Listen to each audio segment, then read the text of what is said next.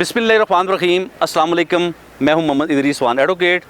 दोस्तों, गुज़श्ता रोज़ एक बहुत ही ज़ालिमाना वाक़या रुनवा हुआ है कि कलंदराबाद बाज़ार में एक सगे भाई ने अपनी 21 साला बहन को मौत की घाट उतार दिया। उसे शूट किया गया और आज उस बच्ची की डेथ हो चुकी है। और ये वाक़या बताया इस तरह जा रहा है कि इस बच्ची ने अपनी मर्ज़ी से शादी की थी और जिस शादी का उसके वलदैन को, उसके बहन भाइयों को रांझ था। दोस्तों, ये कहाँ का इंसाफ है कि एक बच्ची ने, एक लड़के ने और एक लड़की ने अपनी मर्ज़ी से दीन इस्लाम के उसूलों के मुताबिक शादी की है और फिर उसे गैरत के नाम पे उसे कत्ल कर दिया जाए। ये कहाँ का इंसाफ है? ठीक है, ऐसा नहीं होना चाहिए था। उस बच्ची का रिश्ता होना चाहिए था, बाकायदा एक अच्छे अंदाज में बड़ों को बैठना चाहिए था। लेकिन अगर बड़ों की मर्ज़ी नहीं थी, अगर बच्ची ने अपनी मर्ज़ी से निकाह कर ही लिया था शरीयत के मुताबिक, तो फिर उसे उस पर इतना जुल्म डालने की क्या ज़रूरत थी? इसे हम कंडेम करते हैं। ये बहुत बड़े जुल्म की बात है। ये गैरत के नाम पे बातें नहीं है बिल्कुल भी। ये सीधा सीधा फसाद फिल अर्ज़ है और इस पे पाकिस्तान पीनल कोड में इसकी सेक्शन ऑफ लॉ मौजूद है। इस पे बिल्कुल मैं समझता हूँ जी इस शख्स को कैफ़े किरदार तक पहुँचना चाहिए।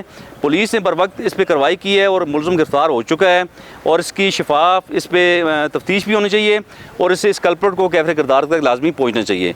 और याद रखें दोस्तों, हमें निकाह को सस्ता करना चाहिए। निकाह जैसा मुक़द्दस जो रिश्ता है, जो हमारा मुक़द्दस काज है, इस पे हमें काम करना चाहिए। हमें दीन इस्लाम के सुनहरी उसूलों पे चलना चाहिए।